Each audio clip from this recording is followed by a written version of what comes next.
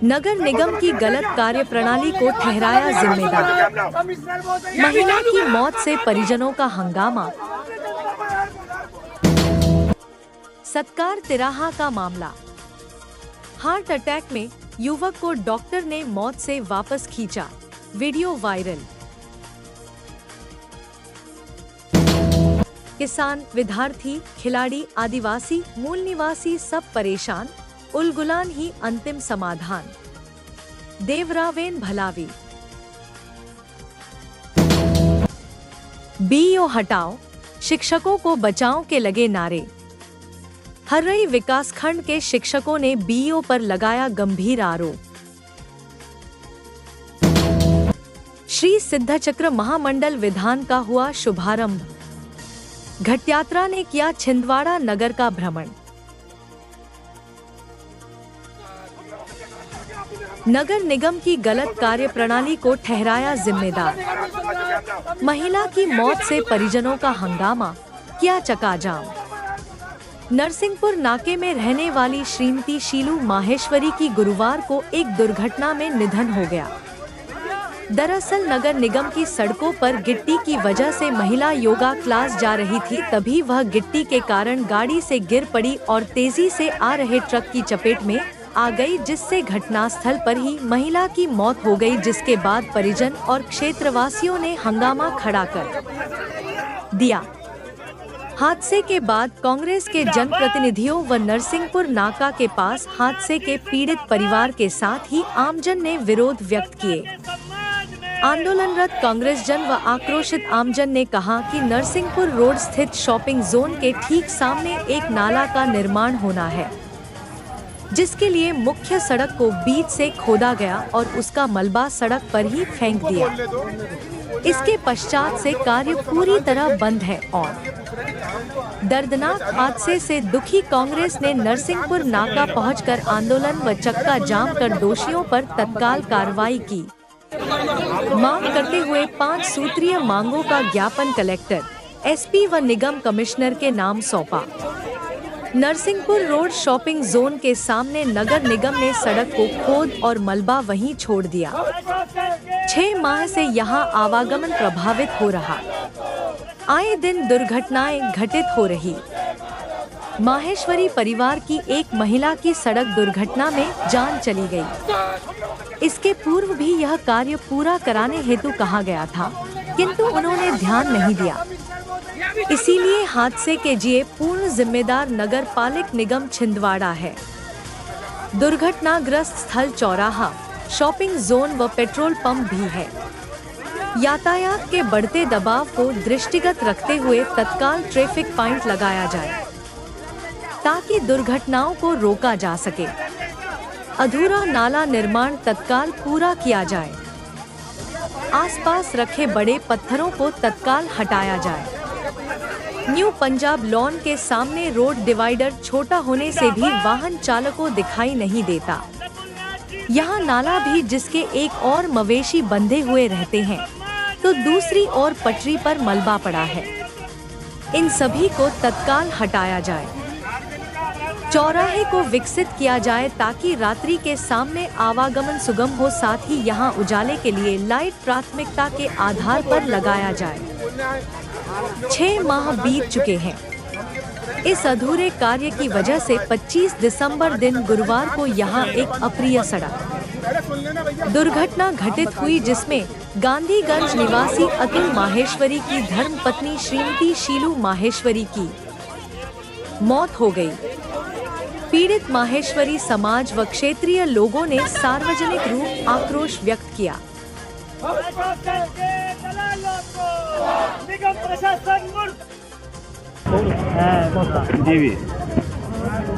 लगभग आज से 6 महीने पहले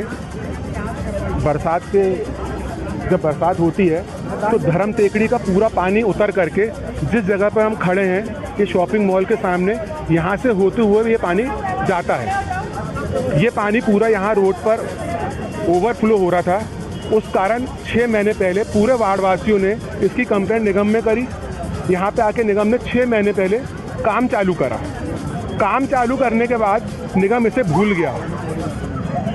लगातार वार्ड वासी हम लोग इंजीनियर को, कमिश्नर साहब को, ई को बोल बोल के थक गए कि यहाँ काम चालू होना चाहिए, यहाँ पे दुर्घटनाएं हो रही हैं। उसके बाद अभी लगभग 2 महीने पहले काम चालू किया गया, लेकिन वो काम मात्र 2 घंटे चला और 2 घंटे चालू होने के बाद काम को पता नहीं किसके कहने से बंद कर दिया गया। तो हमने, और उसका परिणाम ये हुआ कि आज एक हमारी महिला बहन का सुबह एक्सीडेंट में देहांत हो गया, जो कि यहाँ पर शायद नगर निगम इंतजार कर रहा था। सब लोग रोज बोल बोल के थक गए थे कि चुटमुट एक्सीडेंट तो रोज हो रहे हैं, लेकिन आज उसने एक विराल दुर्घटना का रूप लिया और आज हमारे बीच से एक बहन जो है दुनिया छोड़कर चली गई। तो इसकी जिम्मेदार कौन है? आज वार्डवासी उत्तेजित हो गए। हम सभी जिला कांग्रेस कमेटी अध्यक्ष विश्वनाथ ओक्टे जी सहित, पप्पू यादव जी सहित, किरण चौधरी जी, पूरे सब लोगों ने मिलकर के यहाँ पर पार्षदगण पूरे इकट्ठे हुए और वार्डवासी हमारे साथ पूरे इकट्ठे यहाँ पर ये जानना चाह रहे थे कि ऐसा क्यों हुआ इतने समय से काम, जबकि ये मेन रोड का काम है। ये छिंदवाड़ा नरसिंहपुर रोड जोड़ती है। रोजाना लाखों गाड़ी यहाँ से सुबह से रात तक निकल रही है, लेकिन किसी जनप्रतिनिधि का ध्यान यहाँ पर, जो सत्ता में बैठे लोग हैं, सत्ता में बैठे लोगों का कोई ध्यान यहाँ पे नहीं गया। और मैं बोलना चाहता हूँ कि आज जो दुर्घटना हुई इसकी जिम्मेदारी कौन लेगा? शासन लेगा, प्रशासन लेंगे? जिम्मेदारी प्रतिनिधि जो सत्ता में बैठे लोग हैं वो लेंगे क्या इसकी जिम्मेदारी? क्या वो बहन हमारी लौट के आ पाएगी क्या? और आज सब लोगों ने तय किया कि आज सब यहाँ पर नगर निगम के अधिकारी जब तक नहीं आएंगे, जब तक ये बताएंगे नहीं कि काम कब चालू होगा, तब तक यहाँ से हम लोग नहीं हटेंगे। और वैसे ही हुआ। अभी नगर निगम के अधिकारी आए थे, हमारे जिलाध्यक्ष आदमी विश्वनाथ ओक्टे जी से, उन्होंने ये प्रॉमिस किया है कि सोमवार को सुबह यहाँ पे काम चालू हो जाएगा। और आपके माध्यम से मैं कहना चाहता हूँ कि अगर सोमवार को यहाँ काम चालू नहीं हुआ तो हम जिला कांग्रेस कमेटी, पूरे पार्षद, नगर कांग्रेस कमेटी, महिला कांग्रेस कमेटी सब मिल करके जाकर के आंदोलन में वहाँ पर बैठेंगे जब तक ये काम चालू नहीं होगा। इसको सरल रूप में ना ले, वो अभी तक ले लिया उन्होंने, 6 महीने से इसका काम नहीं किया। आप लोगों के माध्यम से कहना चाहता हूँ इसका काम जल्द से जल्द चालू करें। अगर सोमवार से चालू नहीं होगा तो इसका परिणाम गलत होगा। सत्कार तिराहा का मामला। हार्ट अटैक में युवक को डॉक्टर ने मौत से वापस खींचा, वीडियो वायरल। छिंदवाड़ा जिले से मानवता और त्वरित सूझबूझ की एक सराहनीय मिसाल सामने आई है। शहर के सत्कार तिराहे के पास बाइक सवार युवक को अचानक हार्ट अटैक आया और वह सड़क पर गिरकर बेहोश हो गया। इसी दौरान मौके पर मौजूद मेडिकल कॉलेज के डॉक्टर दिनेश ठाकुर ने बिना समय गंवाए युवक को CPR दिया। करीब 3 से 4 मिनट की मशक्कत के बाद युवक की सांसें लौट आईं और उसकी जान बच गई। समय पर प्राथमिक उपचार मिलने से बड़ा हादसा टल गया। इस पूरी घटना का वीडियो अब सोशल मीडिया पर तेजी से वायरल हो रहा है, जिसे देखकर लोग डॉक्टर की सूझबूझ और मानवता की जमकर सराहना कर रहे हैं।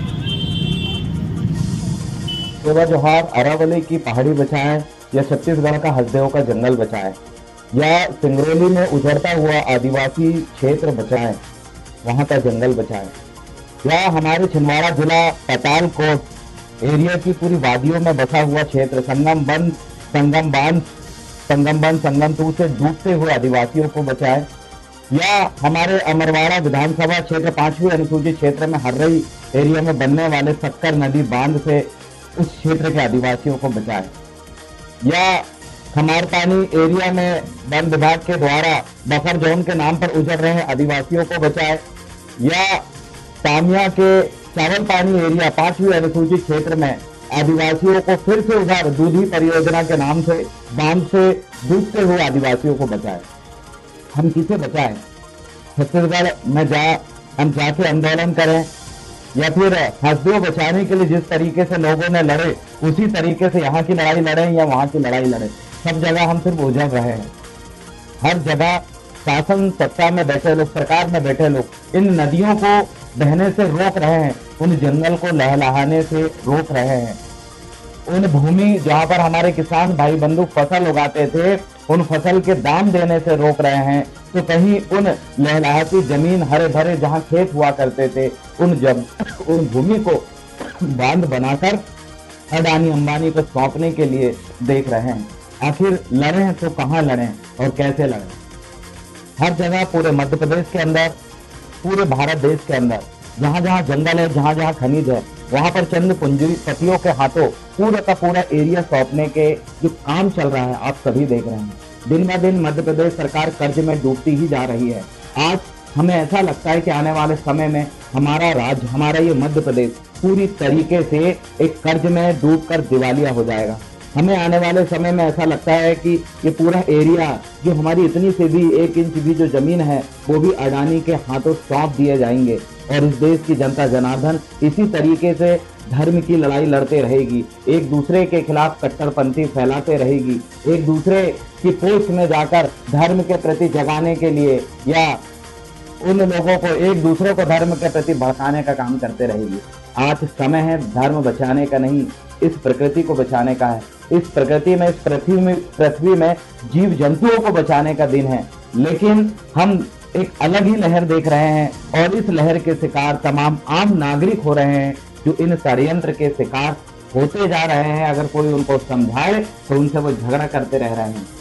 अगर समय रहते अगर नहीं समझेंगे, समय रहते अगर जनता जनार्दन सड़कों में नहीं निकलेगी, विरोध दर्ज नहीं करेगी, तो हर एक व्यक्ति का मरना तय है, हर एक व्यक्ति का उजड़ना तय है। चाहे आप अधिकारी कर्मचारी हो तो आपको भी अपने अधिकारों के लिए सड़कों में उतरना पड़ेगा। नहीं उतरोगे उजड़ना तय है। किसान मक्का धान का रेट सही तरीके से नहीं मिल पा रहे हैं, किसान सड़कों में नहीं उतर पा रहे हैं। अगर आपको रेट अपना मेहनत का खून पसीने की कीमत से सींची हुई फसल का दाम अगर चाहिए तो सड़क में आपको उतरना पड़ेगा। विद्यार्थियों को अगर अपना शिक्षा शैक्षणिक संस्थानों को अगर वो बचाना चाहते हैं, उन शैक्षणिक संस्थानों को निजी हाथों में जाने से रोकना चाहते हैं, सरकारी स्कूलों कॉलेजों में प्राइवेट स्कूलों से भी अच्छी शिक्षा चाहते हैं तो सड़कों में उतरना पड़ेगा। यहाँ के नेता जितने भी चुनाव लड़ने वाले जनप्रतिनिधि, अगर आप इस देश में लोकतंत्र के सहारे जनता के द्वारा चुनकर अगर पहुंचना चाहते हैं तो ईवीएम के खिलाफ सड़कों में उतरना पड़ेगा,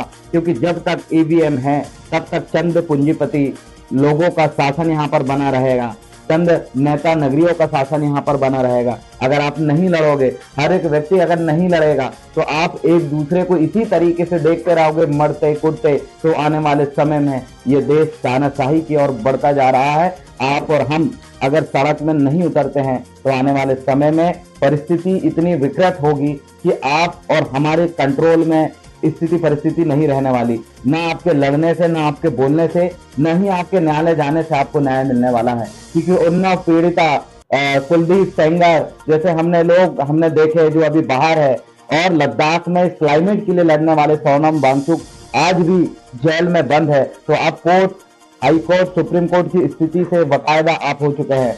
आज के समय में हर एक स्थिति में ये मानव परेशान है, इंसान परेशान है, चाहे वो अधिकारी कर्मचारी, विद्यार्थी, मजदूर, किसान।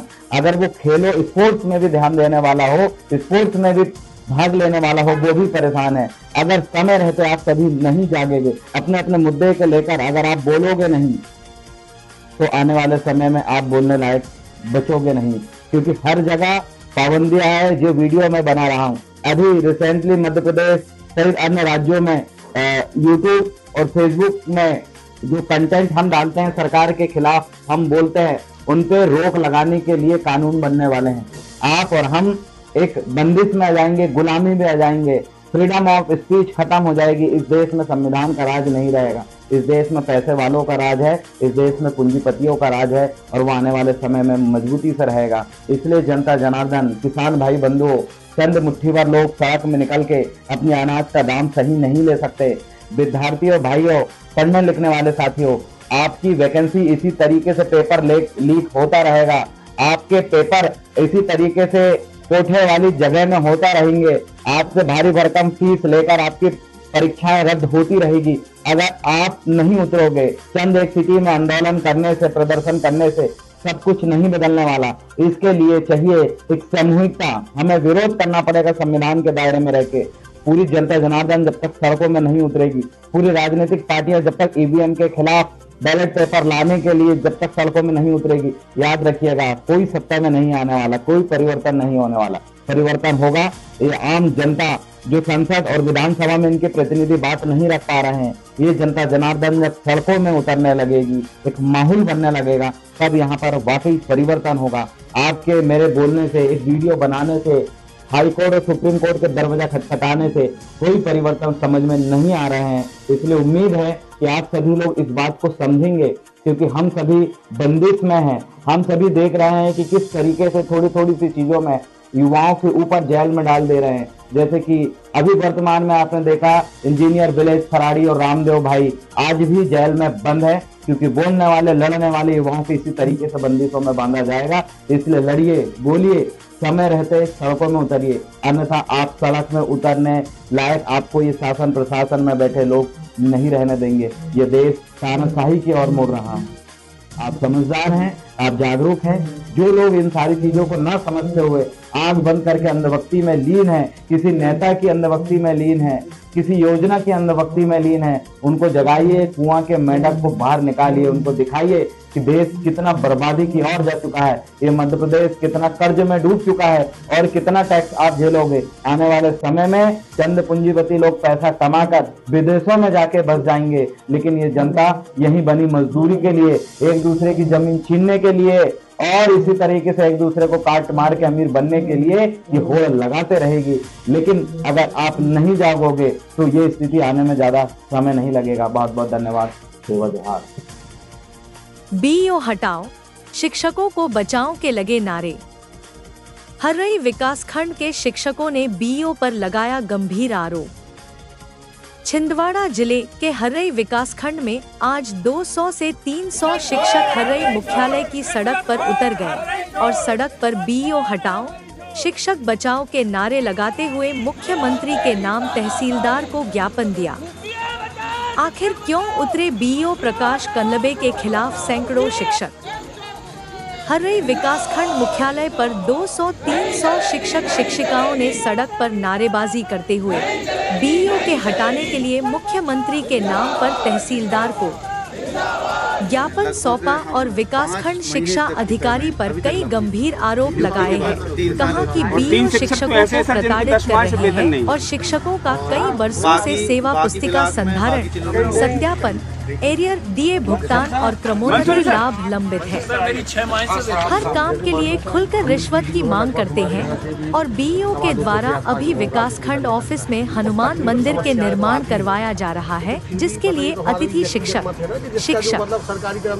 प्राचार्य एवं संकुल प्राचार्य से चंदा की वसूली की जा रही है और जो चंदा नहीं दे रहे हैं उनके खिलाफ कार्रवाई की जा रही है तथा सस्पेंड करने की धमकी दी जाती है। शिक्षकों के द्वारा इस प्रकार आरोप लगाए गए हैं। वो नहीं कर पा रहे हैं, उसको बोलते हैं कि फिर से प्रकरण बनाइए। सर मैंने मेडिकल 3 महीने का मेडिकल दिया, मैं एक्सीडेंट हुआ था, तो उन्होंने उसका जो फार्म नंबर 4 डॉक्टर का है, बाबू ने निकाल के फेंक दिया। और श्री सिद्धचक्र महामंडल विधान का हुआ शुभारंभ। घट यात्रा ने किया छिंदवाड़ा नगर का भ्रमण। ध्वजारोहण कर श्री मंडप का हुआ उद्घाटन। फेडरेशन सचिव दीपक राज जैन ने की अनुमोदना। गुरुवार 25 दिसंबर के शुभ दिन मध्य प्रदेश की धर्म नगरी छिंदवाड़ा में 8 दिनों तक चलने वाले श्री सिद्धचक्र महामंडल विधान का भव्य शुभारंभ घट यात्रा से हुआ।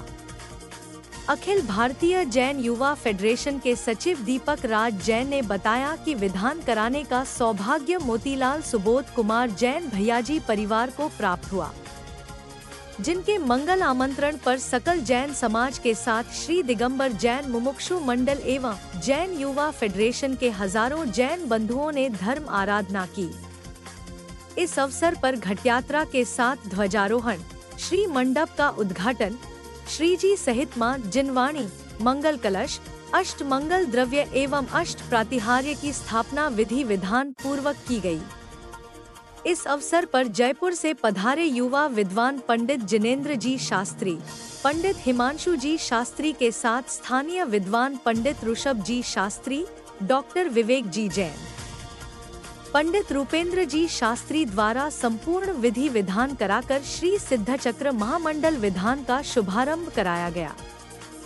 आपको बता दें कि यह विधान 1 जनवरी 2026 तक चलेगा, जिसमें सकल जैन समाज प्रतिदिन सिद्ध परमेष्ठी भगवंतों की मंगल आराधना करेगा।